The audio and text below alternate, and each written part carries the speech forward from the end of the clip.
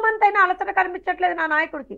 అలానే తన గొంతులో ఎక్కడ పదును తగ్గలేదు, తగ్గదు కూడా. అదొకటి. అది పొత్తుల చంద్రబాబు నాయుడు పొత్తుల గురించి కూడా చాలా చమత్కారంగా మాట్లాడారు మొన్న. అంటే గతంలో ఎప్పుడు కూడా చంద్రబాబు నాయుడు దగ్గర నుంచి అట్లాంటివి ఎవరు చాలా మంది చూడలేదనే మాటలు కూడా బయట ఉన్నాయి. ఈ విధంగా చమత్కారంగా కూడా మాట్లాడుతుంటారా, ఒక సెటైర్లు కూడా వేస్తారా అని చెప్పేసి.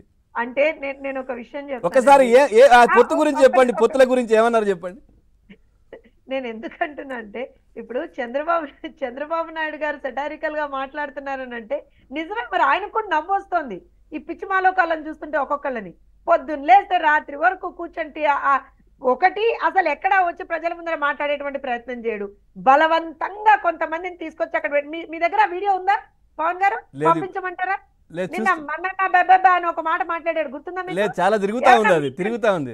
మీకేమన్నా అర్థమైతే మీరు డీకోడ్ చేయగలిగితే దయచేసి ఆంధ్ర రాష్ట్ర ప్రజానీకానికి చెప్పాలని చెప్పి నేను కోరుకుంటున్నాను. పంపించండి, వదిలేయండి అంటున్నారు. ఎవరినో తెలియదు అది. మరి అది కాదు మీరు ఇంకా చాలా డిలేడ్ దీంట్లో ఉన్నారు. అది కాదు, నిన్న సాయంత్రం ఒక సభ, మరి అది ఎక్కడ పెట్టారో ఏం చేశారో, రోజు ఒకటి వదులుతున్నారు కదా అట్లాంటివి. వెళ్ళిపోతుంటే ఆపమంటున్నారో ఏమంటున్నారో కనీసం ఆ భాష అర్థం కాలేదు. రోజు ఒకటి వదులుతున్నారు కదా పెట్టుకొని అక్కడ కాదండి, తెల్ల మొహం పెట్టుకొని అట్లా నిలబడితే ఏమర్థమవుతుంది ప్రజలకి? ఆ భాషే అర్థం కావట్లేదు ప్రజలకి. మరి చంద్రబాబు నాయుడు గారు సెటార్లో ఏమేస్తారండి? ఏమంటారు చెప్పండి ఒకసారి? చెప్పండి, పొత్తుల గురించి చెప్పండి ఒకసారి. కాదు గుంపుగా వచ్చేది ఎవరు, సింగిల్ గా వచ్చేది అది చెప్పారు కదా, ఒకసారి చెప్పండి అదేంటో. నేను ఏమంటానంటే చంద్రబాబు నాయుడు గారు చెప్పారు, మీరు అది ప్లే చేయండి. నేను ఐ డోంట్ నో. నేను ఎందుకు అంటున్నాను అని అంటే I start laughing when I even attempt to talk about it. ఎందుకంటే నిజంగా నాకు నవ్వాగట్లా. మీరు ఏమన్నా అనుకోండి పవన్ గారు, నవ్వాగట్లా. ఎందుకనంటే మనం 4.5 సంవత్సరాల నుంచి చూస్తున్నామా? అవును. సింహము, సింగిలు, ఈ దిక్కుమాలిన ఎలివేషన్స్ చూస్తున్నాం కదా. నేను 100 సార్లు చెప్పాను మీకు, సింహము లేదు, సింగిలి లేదు, ఏమీ లేదండి. తరిమి కొడతారండి ఊర్లో, పిచ్చి కుక్కల్ని కూడా తరిమి కొడతారండి అందరు కలిసి అని చెప్పాను నేను మీకు. ఉన్మాదుల్ని కూడా తరిమి కొడతారండి ఊర్లో అని అందరూ కలిసి అని చెప్పాను నేను మీకు. సో ఇప్పుడు మా నాయకుడు దాన్ని చాలా ఎలిగెంట్ గా, తను చాలా సెటైరికల్ గా పుటప్ చేశారు. సో నేనేమంటాను అని అంటే ఇవాల్టి రోజున అసలు అక్కడ జగన్మోహన్ రెడ్డి గారు ఒక సభ పెడతానంటే జనాలు ఆగరు, రారు, వచ్చిన జనాలు ఆగరు, పోలీసులను అడ్డు పెట్టినా ఆగట్లేదు. ఆ జగన్మోహన్ రెడ్డి, ఏ జగన్మోహన్ రెడ్డి అండి? పట్టుమని 10 నిమిషాలు ఎండలో నిలబడి మాట్లాడలేనటువంటి జగన్మోహన్ రెడ్డి, పట్టుమని ఒక్కసారి కూడా ఒంగి కొబ్బరికాయ కొట్టలేనటువంటి జగన్మోహన్ రెడ్డి. మొన్న హంద్రినీవా కాలువ సందర్శనకి వెళ్ళినప్పుడు చంద్రబాబు నాయుడు గారు ఏ రకంగా ఆ కాలువ సందర్శన చేశారో మీ దగ్గర కూడా విజువల్స్ ఉన్నాయి కదండి. ఆ రకంగా ఏ రోజునన్నా జగన్మోహన్ రెడ్డి గారు రాష్ట్రంలో ఉన్నటువంటి ఏ ప్రాజెక్ట్ దగ్గర కన్నా వెళ్ళారో చెప్పండి. వెళ్ళారు కదా హెలికాప్టర్ లో. సరే మరి ఇంకా అయిపోయిందిగా అదే చెప్తున్నాను నేను. సో వరద బాధితులను పరామర్శించడానికి హెలికాప్టర్ లో వెళ్ళారు. పవన్ కళ్యాణ్ గారిని విమర్శిస్తాడు.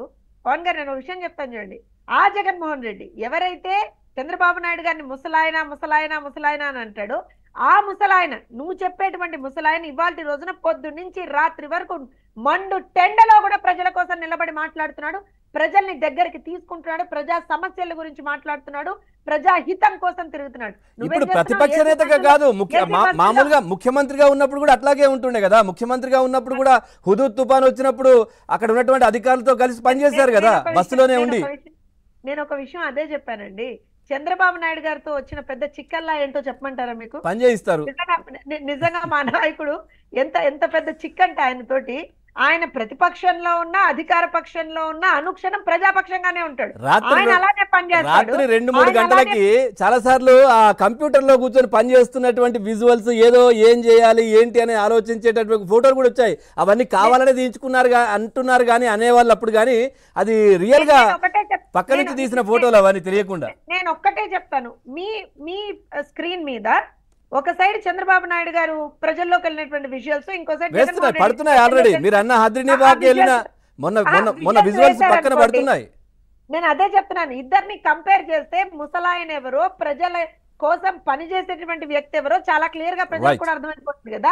ఇవాళ ఒక్క నిమిషం పవన్ గారు, ఎందుకంటున్నా అంటే ఇవాళ జగన్మోహన్ రెడ్డి గారు, ఇందాక మనం ఫోన్ ట్యాపింగ్ విషయం మీరు ఎందుకు చేస్తున్నారండి, అసలు ఇబ్బంది ఏంటి అంటే, ఆయన ఎక్కడా ఏ విధమైనటువంటి మంచి పనులు ప్రజల కోసం చెయ్యలేదు.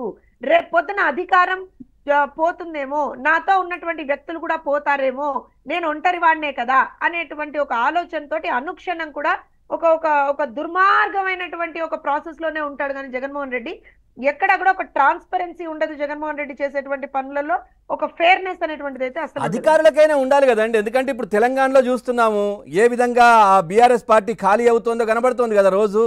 ఆ విధంగా తర్వాత అదే విధంగా అధికారులు కూడా జైల్లోకి వెళ్ళారు కదా. మరి ఏపీలో అధికారులు ఎందుకు భయపడట్లేదు? సత్యమూర్తి గారు కూడా జాయిన్ అయ్యారు, సీనియర్ జర్నలిస్ట్, రాజకీయ విశ్లేషకులు. వారితో కూడా మాట్లాడదాం. సత్యమూర్తి గారు నమస్తే సార్. నమస్తే అండి. సార్, ఏం చెప్తారు అసలు ఏం జరుగుతోంది రాష్ట్రంలో? ఇప్పుడు మొన్నటి వరకు తెలంగాణలో ఏపీ గురించి మాత్రం అక్కడక్కడ వార్తలు అయితే వినిపించాయి. గతంలో అచ్చెన్నాయుడు చెప్పారు, తర్వాత లోకేష్ గారు చెప్పారు, చాలామంది రఘురామకృష్ణరాజు గారు కావచ్చు, వీళ్ళందరూ కూడా మా ఫోన్లు ట్యాప్ చేస్తున్నారు అన్నట్టు కూడా చాలా మాట్లాడారు, మా సంభాషణలు వింటున్నారు అని చెప్పేసి. సో ఇప్పుడు పూర్తిగా బయటకు వస్తున్న పరిస్థితి. మొన్న మా ఎండి గారితో చాలామంది అన్ని పార్టీలకు సంబంధించిన వాళ్ళు కలుస్తుంటారు. ఒక సంస్థ ఏదైతే జర్నలిస్ట్గా కూడా ఒక సంస్థ అధిపతిగా కూడా ఉన్నారు కాబట్టి, సో అన్ని వాళ్ళకి సంబంధించినటువంటి విషయాలు కావచ్చు ఇవన్నీ షేర్ చేసుకోవడానికి. సో ఈ నేపథ్యంలో వాళ్ళు ఫోన్ తేవట్లేదు ఏంటి అని అడిగితే మా పైన కూడా నిఘా పెట్టారు, మేము ఎక్కడికి వెళ్తున్నాం, ఏం చేస్తున్నాం అనేది. అంటే సొంతంగా ఎక్కడికి కూడా ఎవరు వెళ్ళని పరిస్థితి అధికార పార్టీకి సంబంధించిన వాళ్ళు కూడా. గతంలో ఇట్లాంటి రాజకీయాలు లేవు. మీరు ఒక సీనియర్ జర్నలిస్ట్గా ఉన్నారు, ఎంతోమందిని చూస్తున్నారు, ఎంతోమంది ముఖ్యమంత్రులను చూశారు. అసలు తెలంగాణ గురించి అయితే ఇప్పుడు తేటతెల్లం అయిపోయింది. ఆంధ్రప్రదేశ్లో ఇప్పుడే బయటపడుతున్నాయి. తాడేపల్లి ప్యాలెస్ నుంచే ఈ లింక్ అంతా బయటకు వస్తుందనే విమర్శలు ప్రతిపక్షాలు చేస్తూ ఉన్నాయి. ఏం చెప్తారు సార్ ఈ ట్యాంపింగ్లకు సంబంధించి? ఇది మొత్తం కేసీఆర్ కిను జగన్మోహన్